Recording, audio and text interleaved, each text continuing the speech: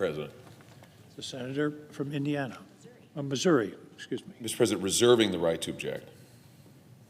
It has now been 16 months since President Biden's disastrous withdrawal from Afghanistan, 16 months since Lance Corporal Schmitz from Missouri and 12 other Marines lost their lives at Abbey Gate, 16 months since hundreds of American civilians were left behind to the enemy, 16 months, no one's been fired, no one's offered answers, there's been zero accountability.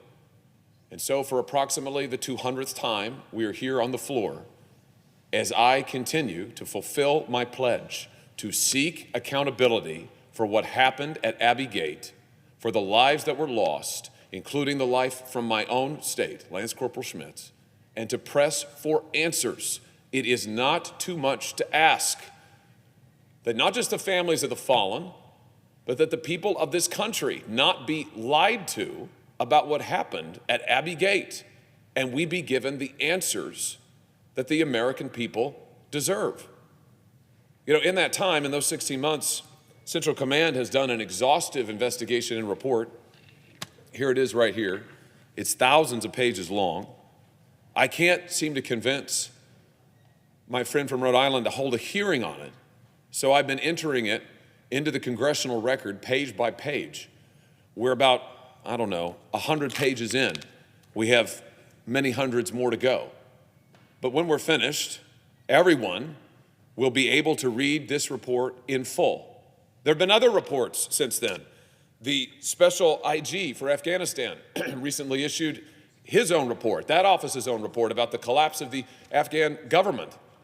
And what these reports have in common is a consistent theme that commanders on the ground repeatedly warned the administration, repeatedly warned the National Security Council, repeatedly warned the State Department as early as the spring of 2021, that the security situation was deteriorating rapidly, that the Taliban was gaining ground rapidly, that there needed to be an evacuation. And yet, what did the White House do?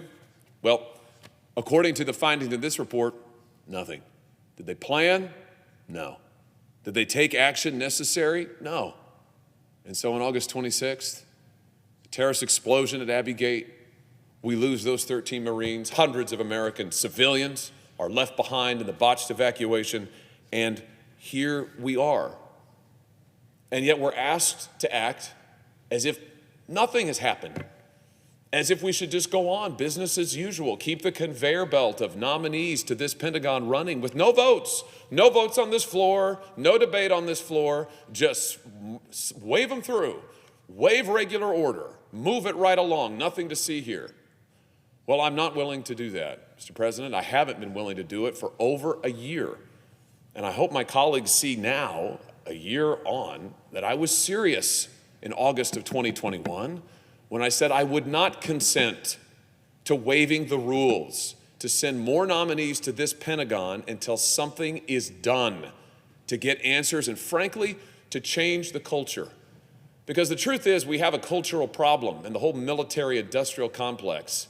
You know, this is an entity, an organization that has lied to the American people repeatedly over the years. They lied about Vietnam for a decade. They lied about Iraq. They lied about the true state of the war in Afghanistan. And now we're getting the same lies again, to the point that we can't even hold a hearing in public because the White House won't consent to it. I don't really blame Chairman Reid. He can't get witnesses to come testify in public because this White House doesn't want to say another word about what happened at Abbey Gate. We have a word for that. It's called a cover-up, and it's time for it to stop. Now listen, much has been said about me blocking nominees. The truth is, I can't block any nominee. All of these nominees can be brought to the floor. They can't even be filibustered. It's just a matter of what the Senate Majority Leader wants to do, and sadly, my side is not in the majority, and we're not going to be for the next 2 years. So if the Senate Majority Leader sees fit to vote on these nominees, he can at any time. But as to whether or not I will consent to waiving the rules and allowing these nominees to the Pentagon in leadership positions to be confirmed without even a vote, I will not, until something changes at the Pentagon, until something is done about what happened at Abbey Gate. And I know that my colleague, the chairman, is acting in good faith. It's a privilege to serve with him on the committee. And I know he's in a tough spot here because he's got a White House that doesn't want to give an inch and doesn't want to say a word. And I would just say that I hope that with real oversight coming soon in the House of Representatives, that the Senate will see fit and see its way to doing its part and holding open hearings on this report, on this tragedy, and making sure it does not happen again. With that, Mr. President, I object.